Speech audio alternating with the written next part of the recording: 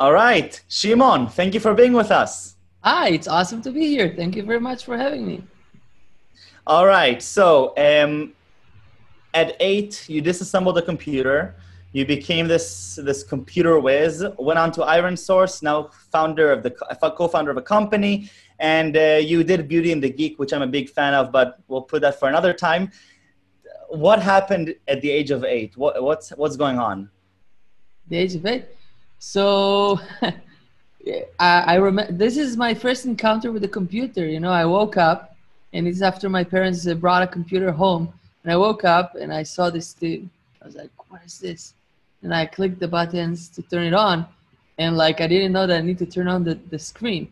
So nothing happened. So I didn't understand why. So so I unplugged it and opened the computer to look at what's inside and to start to understand what's going on. That was my first encounter with Shimon, the computer. who does that? I'm 24 and I still don't do that. I was asked to do it and I didn't want to do it. Well, what's happening? No, I love it. I love it. But I think, the moment that I'm the most proud and the most ashamed of is when I was 13. I learned about this thing called Linux, and I was really fascinated about it. So I downloaded it. It was Red Hat 6. I burned the ISO and I was like, that's it. And I installed Linux on my computer and I was so fascinated by it. And then I ran to the living room and I told my mother, I installed Linux. And she was like, yeah, it will be okay. We'll find the keywords. No problem. So let's move forward, and you go to Iron Source and you're managing. What do you do there? You're doing something with 400 engineers, the whole infrastructure. Yeah, so Iron Source is a large media company. Today it's around $900 million ARR. And I joined when we were 30 people, and I left when the company was 800. And I was the general manager of the engineering infrastructure division. So responsible for all of the cross-company engineering, CI, CD, internal tools, data collection, data pipelining, so all of the infrastructure for the developers. And so honestly, what's it like managing a DevOps infrastructure for 400 people? I had to do it, in the Army for 12 people, and I don't think I did a very good job at it. So I can't even begin to imagine how you can begin to think about an organization that has 400 people in it. Yeah, so I think that Iron Source was exceptionally well and good in terms of which people it hired. The culture was very good. But at the end of the day, it's really, really hard just to, collaborate 400 people. And as the company scale, you start with those tribal knowledge. We usually do that. Why did you use this package? We use the other one. And then as you scale to be bigger and bigger and bigger, and every day there's a new engineer being hired, it starts to be unmaintainable. And I remember this one time, a developer accidentally, or not accidentally, I think he just didn't know, committed his AWS secret keys into a public GitHub repository. And we got hacked. And we were very, very lucky because the hack was only automated Bitcoin miners that spin up on all the AWS regions. So we were like, okay. And then the CEO was like, okay, Shimon, you run all of our infrastructure engineering, so let's make sure this does not happen again. And then I was faced with the question, so how do you align 400 engineers?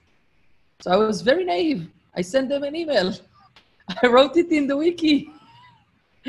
I did a meetup, I did a webinar, but it doesn't really work. It doesn't scale.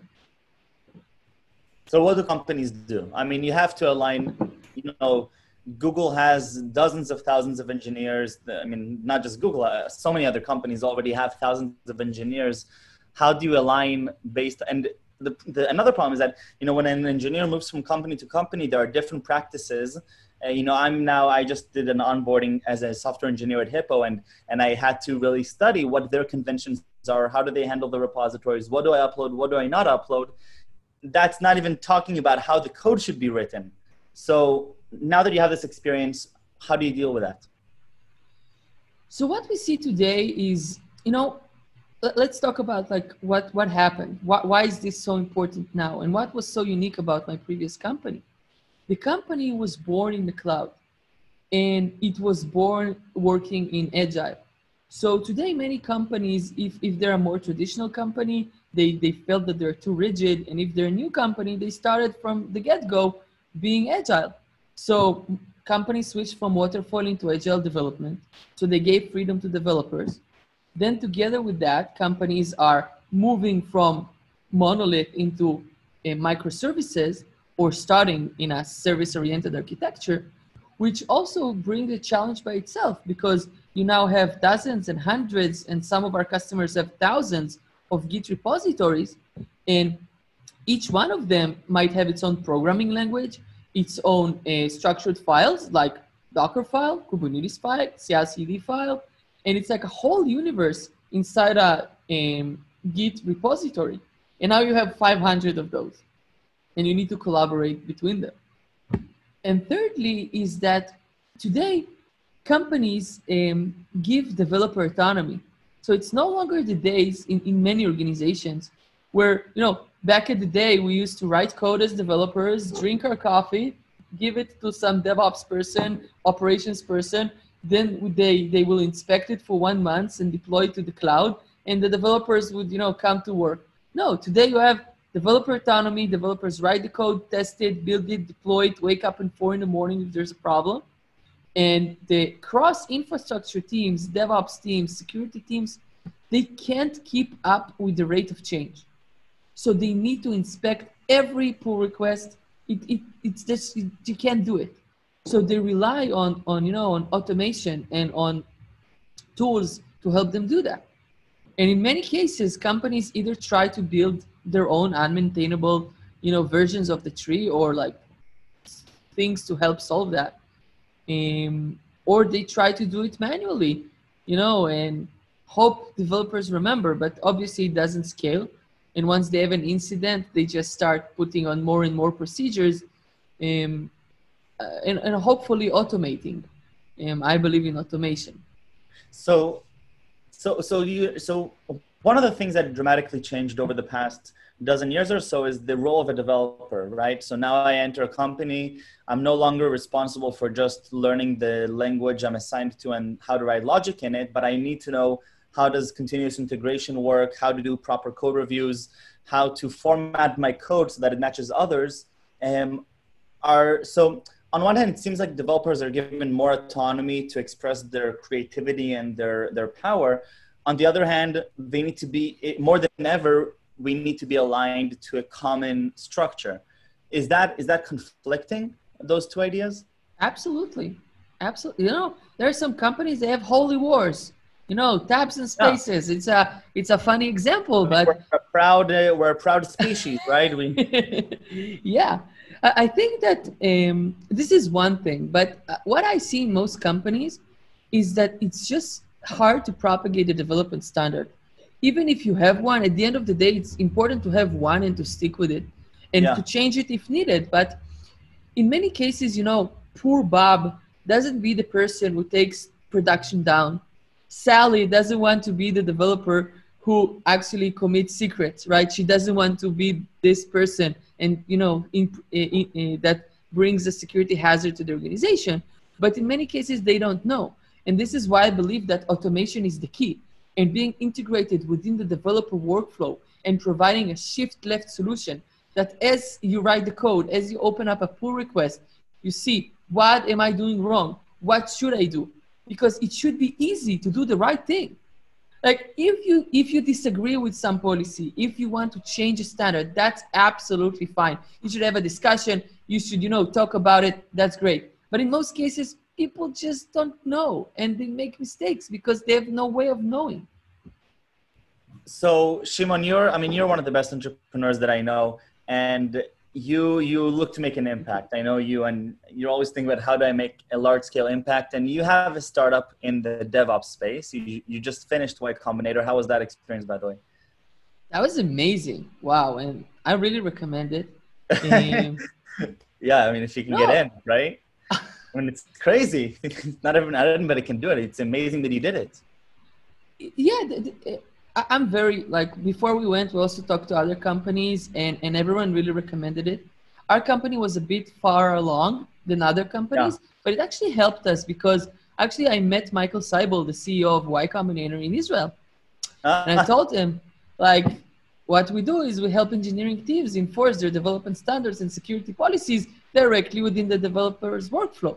So he goes like, so this is applicable to like 95% of YC companies. I'm like, yeah. He was like, okay, so we applied and we got in. No, I have to say I've been reading some of Andreessen's Mark Andreessen's articles recently, and all he talks about is how software is eating the world, and he starts talking about this recently, which is a discussion that's different from 10 years ago. I don't think 10 years ago people talked about workflows and the structure. So a little bit about what is Datree, what are you doing, and I'm curious to hear. How can you measure an impact of this on a large scale? Because when somebody builds a company that's, I don't know, trying to find a vaccine for corona, you can say, yeah, the impact I'm creating is saving people. It's very direct. Now your impact is a little indirect by helping a lot of other companies make an impact. So I'd love to hear your thought process on that. Yeah, so it's like, what is the impact of Gmail? I think it's huge. Do they create a corona vaccine? No, but I think their impact is huge, right? No, they're allowing others to create a vaccine by communicating. Exactly. So I'll tell you what I think, and my answer would be a little bit DevOpsy in the field, but I wasn't think expecting less. But like, if you think of where we're at, I believe that a solution like Datree is required, and every company will have it. And I'll give you the following argument. Let's say 10 years ago, I would have told you, listen, Michael, I'm going to provide you a service that's going to take your code, compile it, test it, and ship it to a server. You're going to say, what? Are you crazy? I'm just making a zip file and SCPing it to my server. Why do I need this? And today, everyone knows you need a CI/CD solution. Yeah. So the same thing's happening here.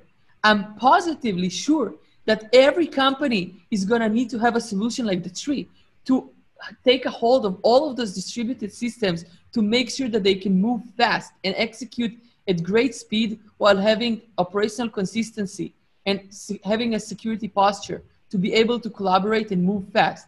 Because otherwise, every time we're going to be stopping and stopping and stopping and not working at the velocity that we want to achieve.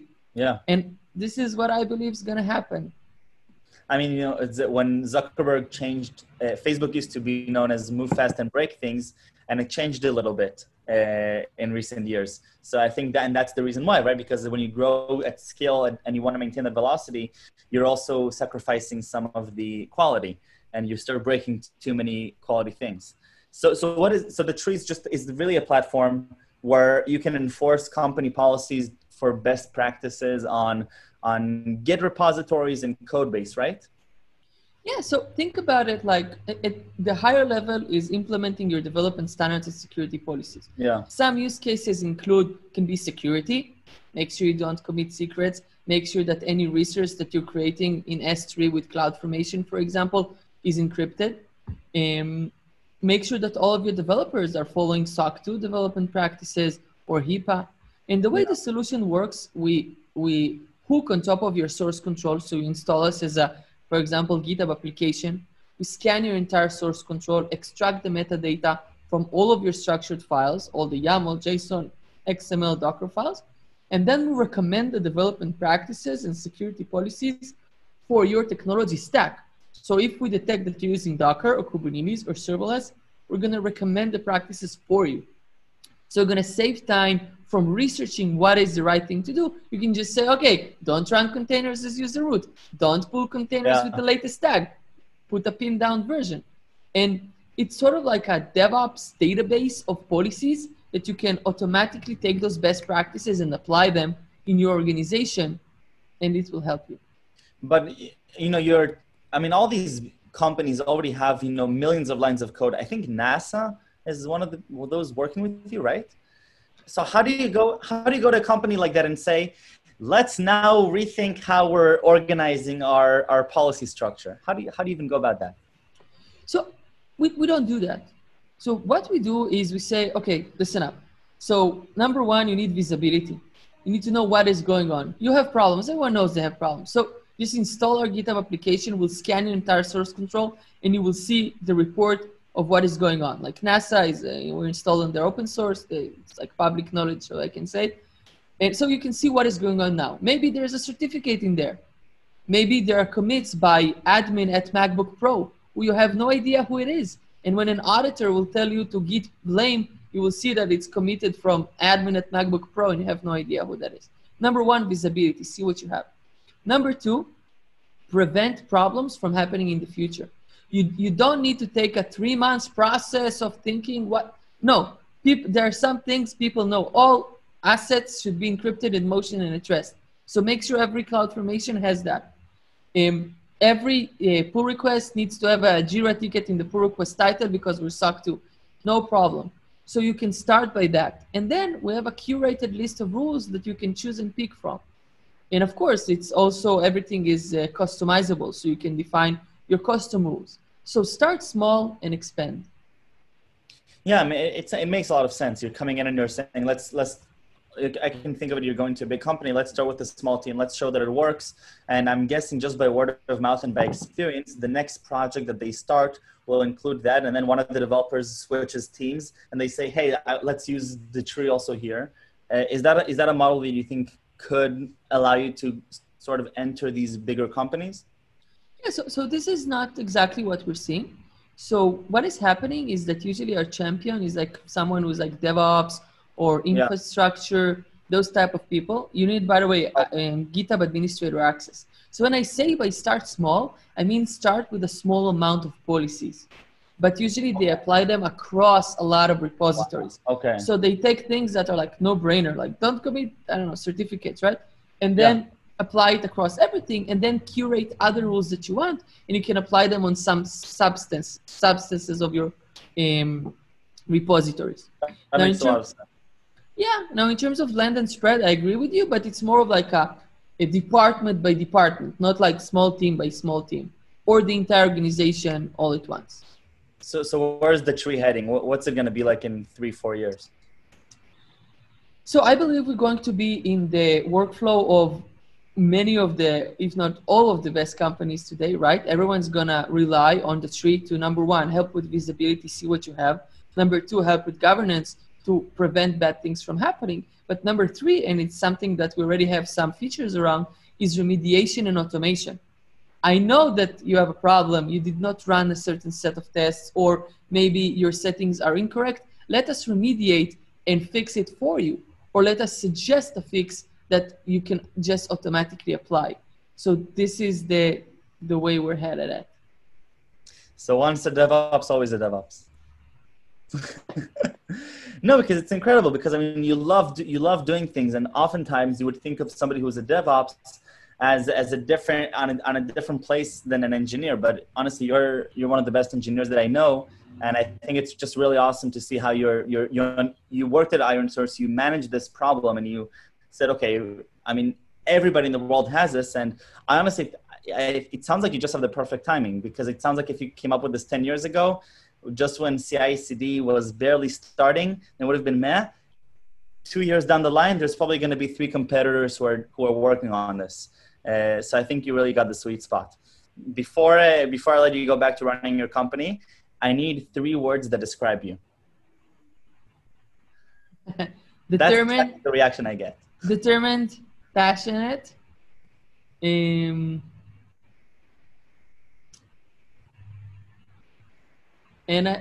and passionate, and I'd say I'm also pretty sensitive. I love it. I love it. Okay, Shimon, next time we're talking about Beauty and the Geek. Okay, no problem. Shimon, thank you so much. It was great. Thank you very much for having me. It's always great to have you. Bye-bye.